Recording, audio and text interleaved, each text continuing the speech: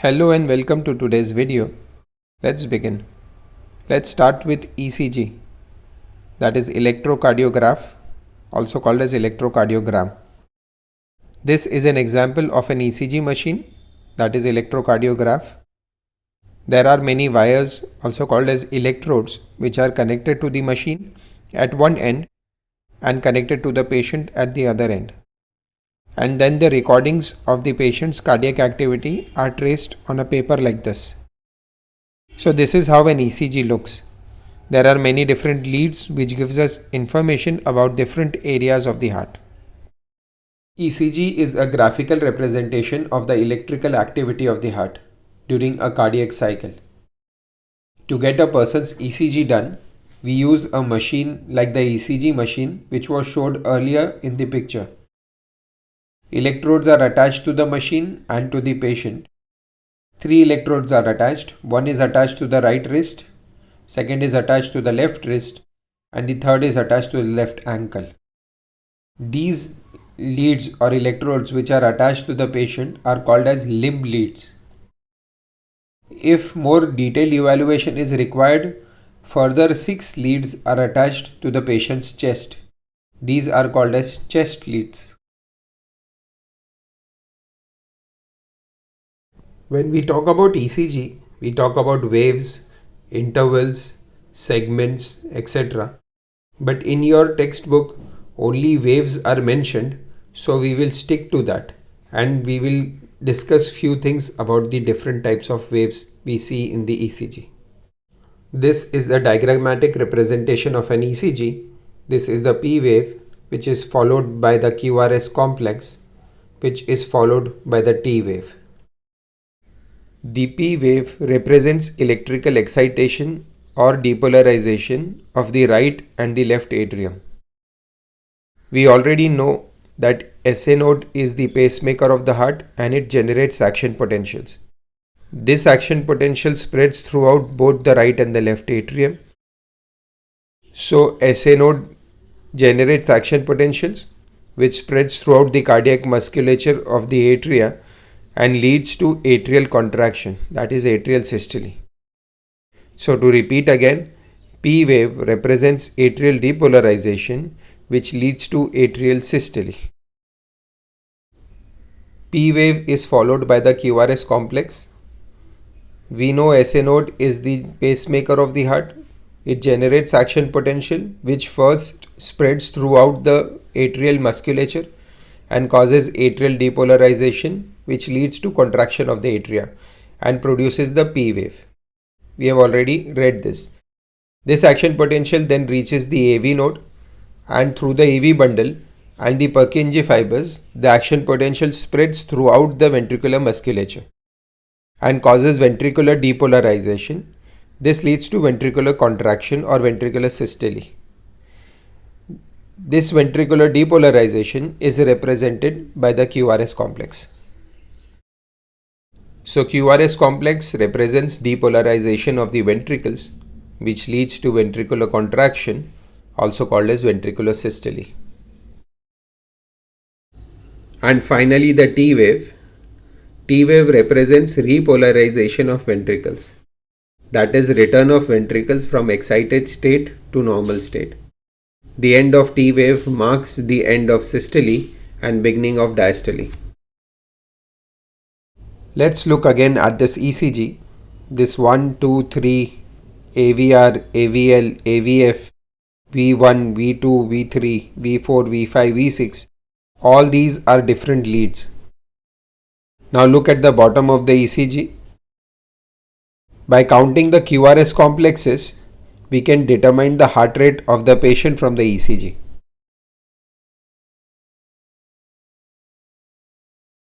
Now let's look at this lead. So this is the P wave, this is the QRS complex, and this is the T wave. There are many changes in pattern in the ECG which helps us to find underlying abnormalities of the heart. So ECG is a very important diagnostic modality. Moving on to double circulation. Humans have closed circulation. In our body, Blood flows in the blood vessels, that is the arteries and the veins, and exchange takes place at the level of capillaries. So arteries carry blood away from the heart, veins deliver blood back to the heart, and capillaries are the site of exchange between blood and interstitial fluid. So from the heart, large artery, that is aorta, arises. It then divides into smaller arteries and arterioles. These arterioles then reach the capillaries.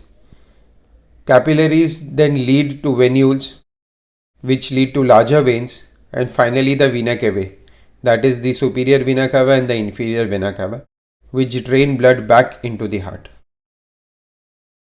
Now each artery and vein is made up of three layers. The innermost layer is called as the tunica intima, the middle layer is called as the tunica media, and the outermost layer is called as the tunica externa. The innermost layer, that is the tunica intima, is made up of squamous endothelium. A layer of squamous cells form the endothelial lining of the blood vessels. The tunica media is made up of smooth muscles and elastic fibers. It is the middle layer of the blood vessels. This layer is thicker in arteries and thinner in veins. If you compare the tunica media of an artery and a vein, the tunica media of the artery is comparatively thicker than the tunica media in the vein. Or you can say that the tunica media of the vein is thinner than the tunica media of the artery. And lastly, tunica externa, which is the outermost layer, is made up of fibrous connective tissue with collagen fibers. We have already seen this diagram of double circulation. Let's have one more look at it.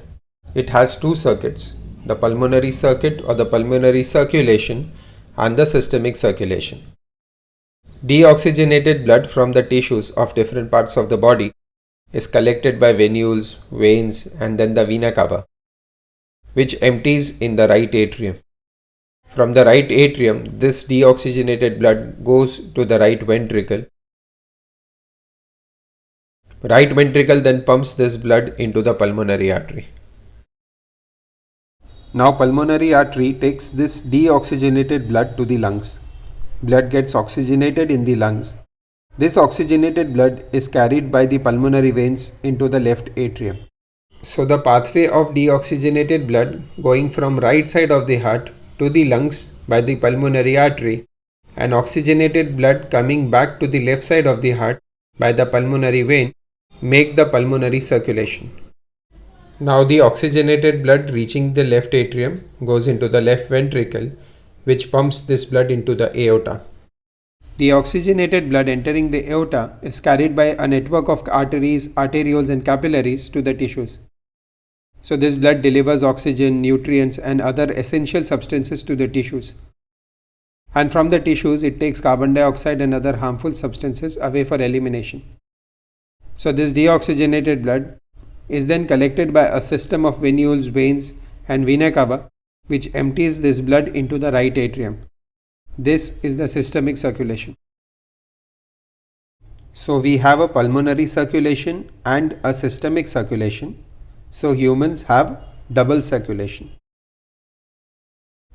And to finish the topic, a few words about the hepatic portal system and the coronary system. So let's start with the hepatic portal system. I am sorry, this is a very rough diagram.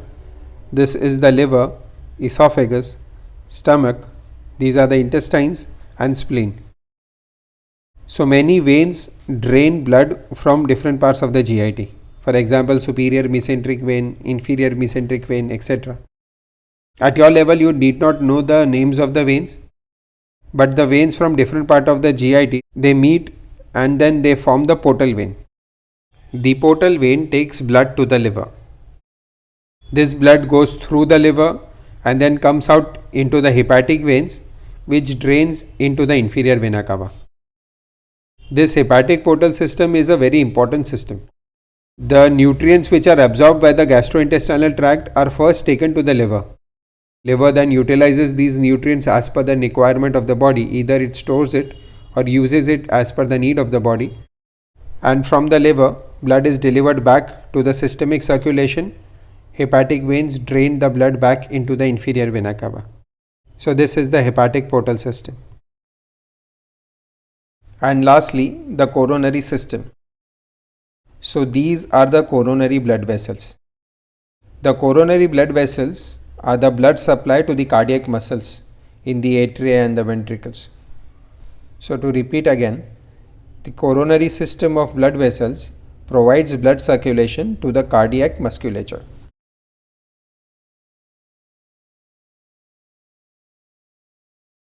Moving on to regulation of cardiac activity, our heart is called as myogenic.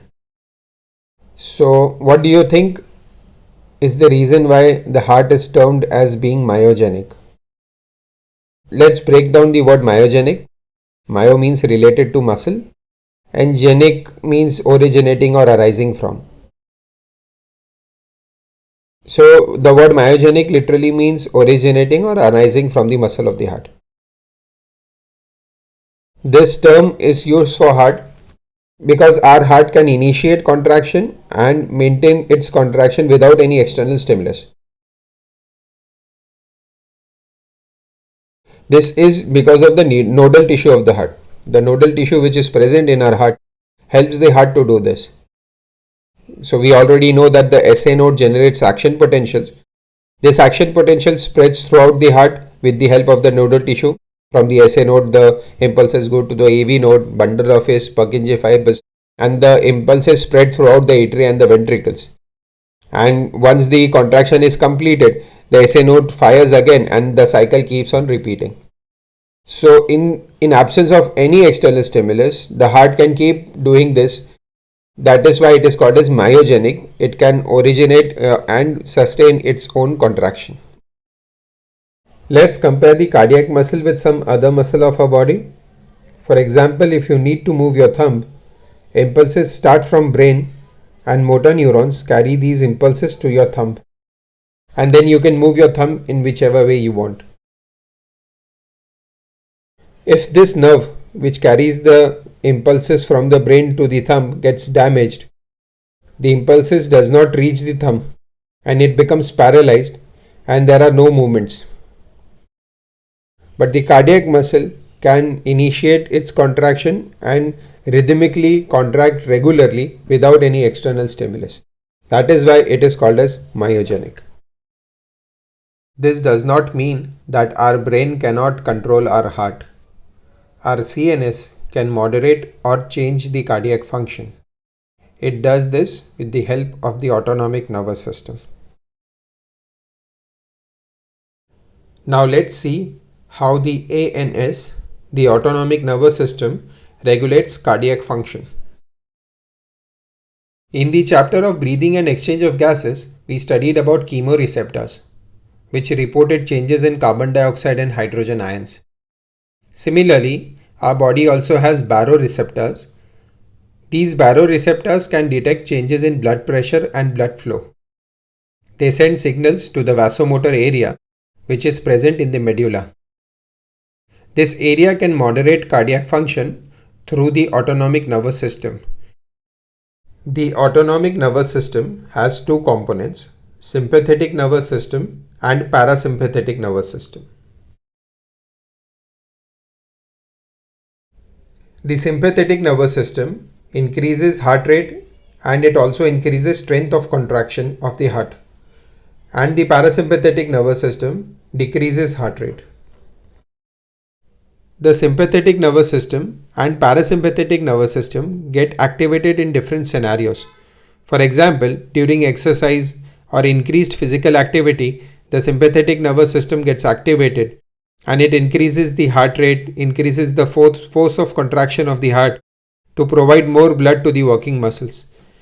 SNS gets activated in flight or fight response, whereas the parasympathetic nervous system is active when you are resting and metabolic demands of the body are less. Parasympathetic nervous system decreases the heart rate. The sympathetic nervous system does one more thing. It sends signal to the medullary region of the adrenal gland to secrete catecholamines like adrenaline or epinephrine or noradrenaline or norepinephrine. These hormones also increase the heart rate and increase the strength of contraction of the heart.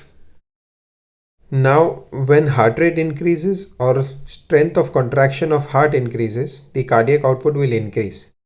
So, the activation of sympathetic nervous system, it increases the heart rate, and increase in strength of contraction increases the stroke volume. Therefore, eventually the cardiac output increases.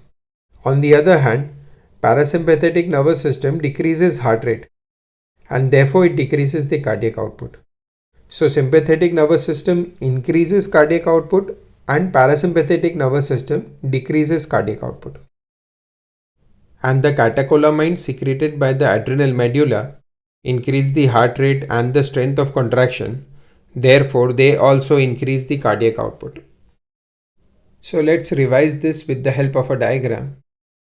The baroreceptors present in the carotid sinus and aortic arch send signals to the vasomotor area in the medulla oblongata. The hindbrain has three parts: cerebellum, pons, and medulla. When the parasympathetic nervous system gets activated, it decreases generation of action potentials by the SA node. Therefore, it decreases the heart rate. It also decreases the speed of conduction of action potentials through the nodal tissue. And the sympathetic nervous system stimulates the SA node and increases heart rate. It also increases the strength of contraction of the cardiac muscles. The sympathetic nervous system also sends signal to the adrenal gland. Adrenal gland is a small gland present on the top of the kidneys. It has two parts, cortex and medulla. Sympathetic nervous system sends signals to the medulla to secrete hormones. These hormones also increase the heart rate and increase the force of contraction of the heart. Finally, a few words about disorders of circulatory system. The first disorder is high blood pressure.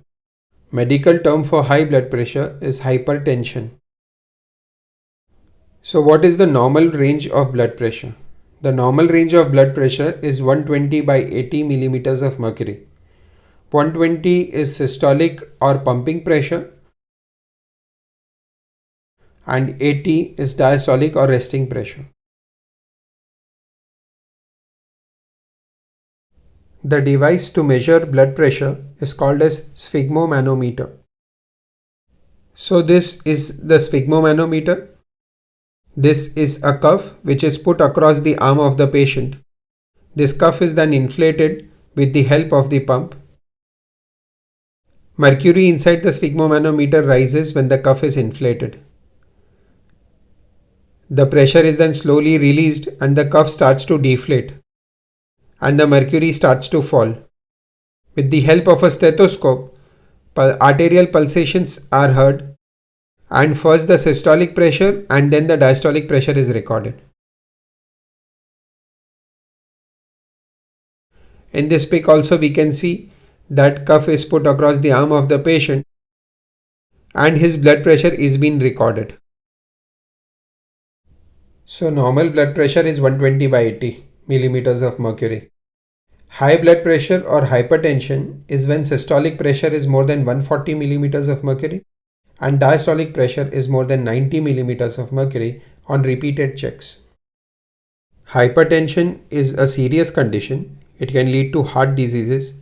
It can also affect vital organs like kidney and brain. The next disorder is coronary artery disease. It is also called as atherosclerosis. The name itself suggests that it affects the coronary blood vessels. There is deposition of calcium, fat, cholesterol, fibrous tissue, etc. This leads to narrowing of the lumen of the coronary arteries. If this is a section of a coronary artery, this is the lumen, and due to abnormal deposition, the lumen becomes narrow.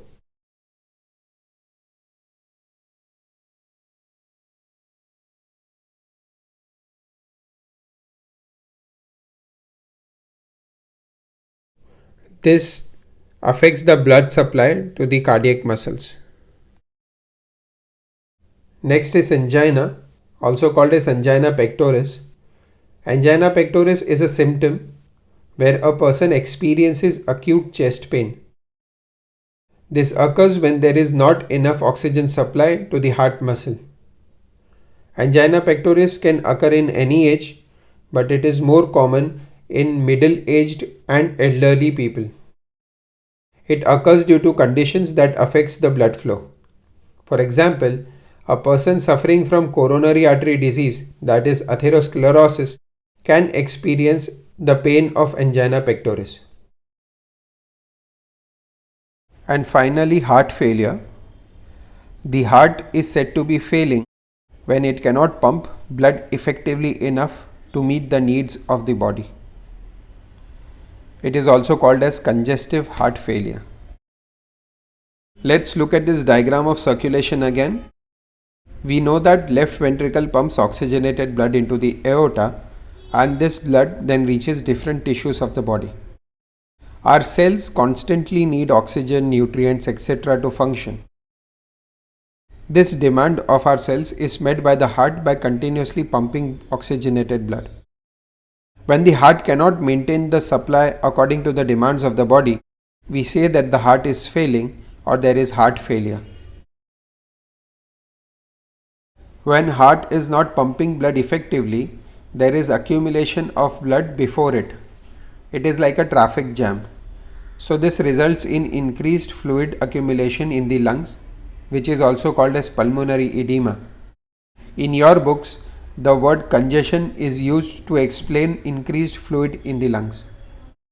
This is also the reason why heart failure is also called as congestive heart failure or congestive cardiac failure. So what is cardiac arrest? Cardiac arrest is a state when the heart stops beating. In cardiac failure, heart is beating, it is pumping blood, but this is not enough to meet the needs of our organs. Whereas in cardiac arrest, heart stops beating completely. There is no cardiac activity. And lastly, heart attack is a term which is used generally. Medical term for it is myocardial infarction. There is damage to cardiac muscle because of inadequate blood supply. For example, if this branch of coronary vessel gets blocked, then the part of cardiac muscle it is supplying can get damaged. And if it gets damaged, the person is said to have an heart attack or myocardial infarction. Let's look at a scenario where a person is suffering from atherosclerosis, that is coronary artery disease. We know that it causes narrowing of the lumen of the coronary blood vessels. So because of this narrowing, the same person can have acute chest pain, that is angina pectoris, and if that narrowing becomes severe and it blocks the coronary vessels completely, then it can reduce the blood supply to the cardiac muscle severely and cause damage to the heart. And the same person can experience a heart attack or a myocardial infarction.